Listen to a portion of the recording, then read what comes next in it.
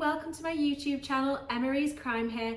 I've just come back from a long weekend away in Palma for my birthday, and I have come back to a ton of book mail, so I thought I'd show you what I'd got. Initially, I wasn't going to do a birthday book haul video because I don't want it to look like I'm showing off. However, I love watching other people's birthday book hauls because I am a nosy bitch. So hopefully you're here watching this video because you're as nosy as I am. So I've got some PR packages and also some birthday presents too, which I'm going to show you. But I'm going to move over to the office to leave my husband in peace so he can watch TV.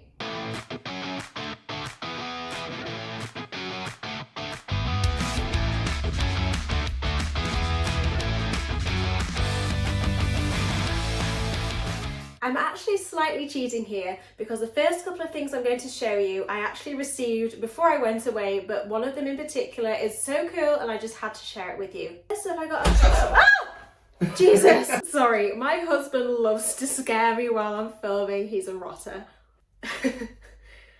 So first up I got sent A Stranger in the Family, which I believe is book 11 in the series, but it can be read as a standalone.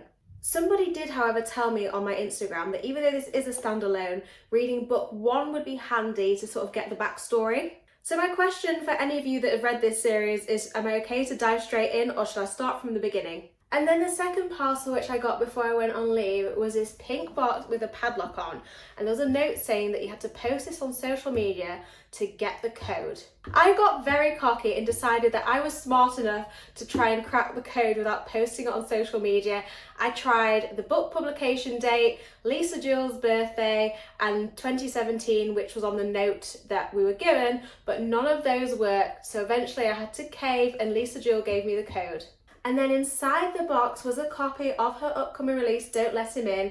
There was loads of potpourri inside the box, an old-fashioned lighter, a note, and some soap. Never, ever in my life did I think I'd be lucky enough to get an advanced copy of one of Lisa Jewell's books. So receiving this, it blew my mind. I am so grateful and I feel so lucky to have had the opportunity to receive this. I then got sent The Final Act of Juliet Willoughby by Ellery Lloyd. If you're not familiar with this author, her last book, The Club, was one of Reese Witherspoon's book club picks, and I have been desperate to read this book. The book is meant to have a really heavy focus on dark academia, and I love dark academia. This follows 3 timelines over a century with 3 suspicious deaths. And along with dark academia, painting and art is a central theme of the book. And I know it sounds really weird, but I just get good vibes. I'm going to love this book, so stay tuned because I'm going to actually read this next. I then got sent The Kellerby Code by Johnny Sweet because it's just been released in paperback.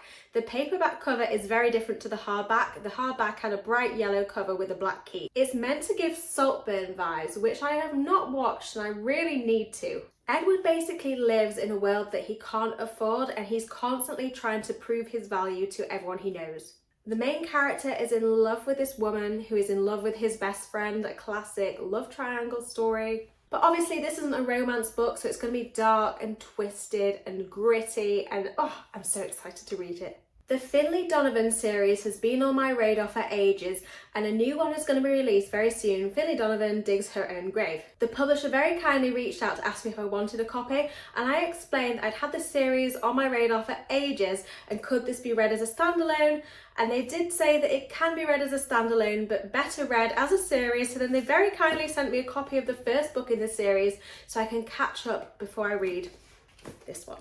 The series follows a single mum who is also a crime writer, and it's meant to be one of those dark humour, funny, light-hearted reads, and that is what you need sometimes. Those are my favourite kinds of palette cleansers when I want to break up all the dark and disturbing books that I read. I believe that Finlay Donovan Digs Her Own Grave is book 5 in the series. The books are classed as adult mystery books and they're not cosy mysteries, but I still think that they're quite light-hearted. Before I go on to the books which I got for my birthday, the final book which I received as PR is Sun from Arenda Books. This is a translated fiction book written by 2 authors, and I read Joanna's book Jewell Island in January and I loved it. It was dark and disturbing and really gritty, and it ticked a lot of boxes for me. This is a detective series novel, but it can be read as a standalone, and I love police procedural type novels. I'm going to be buddy reading this with my friends Ashley and Emma because we buddy read Jewell Island together and we had a great time. We started on the same day, we finished on the same day, and we all enjoyed it. It was a really successful joint buddy read. Before I show you the books which my bookish friends very kindly gifted me, I just wanted to show you this present from my mum and dad too. They were in a bookshop and they saw this gorgeous mug and they thought of me, and so they saved it for me for my birthday, which was just so cute. So it's obviously got all these books on the bookshelf, and then there's a rabbit reading a book. Oh, how cute. And the quality of this mug is so nice. It's like thin and just lovely, and it's the kind of mug, I know it sounds weird, but tea is going to taste so much nicer out of it than your standard thick mug. Bestie Michaela and her fiance Amy very kindly gifted me The Eyes of the Best Part. This is a horror book which I've had on my radar for ages. I'm trying to get more into the horror genre, and this is one that people rave about all the time. I tend to go into books blind, so when I try and give a description of a book before I've read it, I'm not the best because I'm trying not to spoil it for myself. And when I really want to read a book, I base it on other people's reviews, and if other people are raving about a book, then I tend to put it on my radar, especially if it's creators who have a similar taste in books to me. The main character in this doesn't like her mum's new boyfriend. He's a bit of a pervert, and the main character is obsessed with his bright blue eyeballs. As her rage grows, so does her fixation on his bright blue eyeballs. This is meant to be boy parts kind of crossed with Maeve Fly. I loved boy parts and Maeve Fly. Maeve Fly was maybe a little too gruesome, so hopefully this isn't quite as gruesome as Maeve Fly, but we shall see. Next up, I was gifted Gallery of the Dead. This was sent to me by the wonderful Jade. I don't think she is on YouTube, but she is on BookTok and Bookstagram. A group of us have been working our way through the Chris Carter Robert Hunter series, and this is book 9, I think. Robert Hunter is a detective with his partner Garcia, and in each book there's a really gruesome, horrific serial killer on the loose and they're trying to catch them. The blurb doesn't actually give much detail as to what this serial killer is up to. It does say that the serial killer's hunting ground sees no borders, and it's a psychopath who loves what he does because to him, murder is so much more than killing. It's an art form. As we've been reading on in this series, I feel that each book is getting more dark, disturbing and gruesome as we go on. The previous book in the series, The Caller, was probably my least favourite of the ones that we've read so far, so I have much higher hopes for this one. Bestie Ashley sent me Gleanings, which is part of the Scythe series. Scythe is a dystopian sci-fi thriller set in a world where people can't die. They have to be killed or gleaned by professional scythes. Gleanings is part of the Scythe series. So this is the 4th book in this series, and the first 3 form a trilogy, and I believe that this is sort of like bonus content. I believe that that's the case, that this is bonus content, but I'm just going to have to read it and see. My friend Jo very kindly sent me The Minders by John Mars. It is my goal in 2025 to work my way through John Mars's backlist, and The Minders is the only book by John Mars which I don't own in some sort of format. It's one of his dystopian sci-fi thrillers, and it's set in the same universe as The One. Obviously, we live in a universe where computers can be hacked, so the government has selected 5 people to become minders. They are put through a procedure where the country's most classified information is inputted into their minds, and in theory, their minds can't be hacked like a computer. Then obviously these 5 people chosen to be the minders know everything. They know about government conspiracy theories, government secrets, so it just sounds so exciting. John Mars is a brilliant author. The wonderful Carly sent me The Girl in 6E. This is an author that I've discovered this year, and I'm really enjoying reading her books so far, and I remember that Carly read this a couple of weeks ago and she gave it a fantastic review. The main character works as a webcam girl, but she's also a serial killer, and because she has this urge to kill people, she has locked herself away in her apartment and she hasn't left for 3 years. However, she believes that one of her clients is responsible for kidnapping this young girl, so she then leaves her apartment. Oh my gosh, this sounds brilliant. The serial killer trope is my favourite, and this has such a unique concept. I have really high hopes. I also believe that following this, it's now a series, so I think there's another couple of books out, and I love it when you find a good book and it's a part of a series so you can carry on reading characters that you love.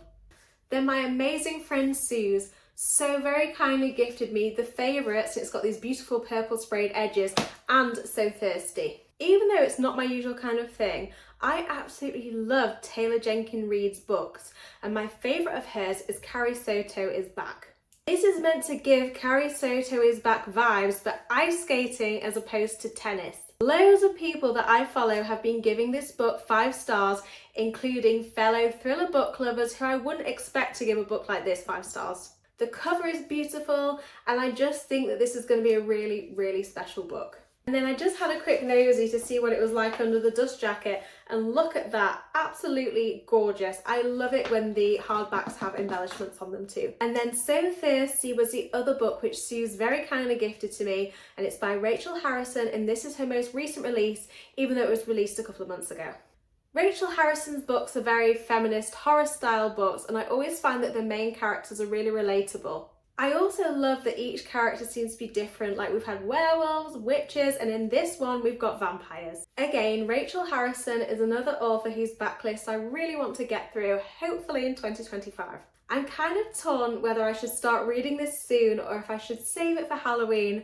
I don't think I can wait that long, but I feel like I've got a guaranteed October book which I'm going to enjoy. And now we move on to the final book, Becky H. I don't think she's on YouTube, but she's definitely on BookTok, and she very kindly gifted me The Berry Pickers. This isn't my usual thing, but I am trying to branch out more into other genres, because when I read other genres, it then makes me appreciate thrillers so much more. The Berry Pickers is meant to be heartbreaking and moving, and it's meant to be perfect for fans of Where the Crawdads Sing.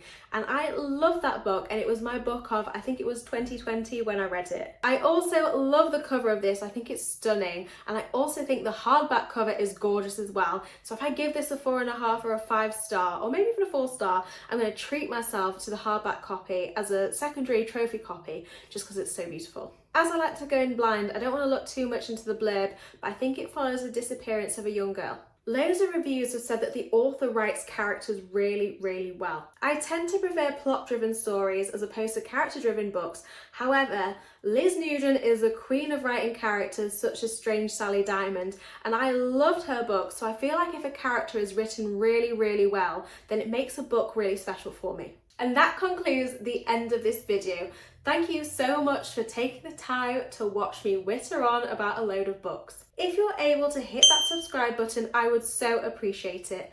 Let me know what you think in the comments. Thank you. Bye.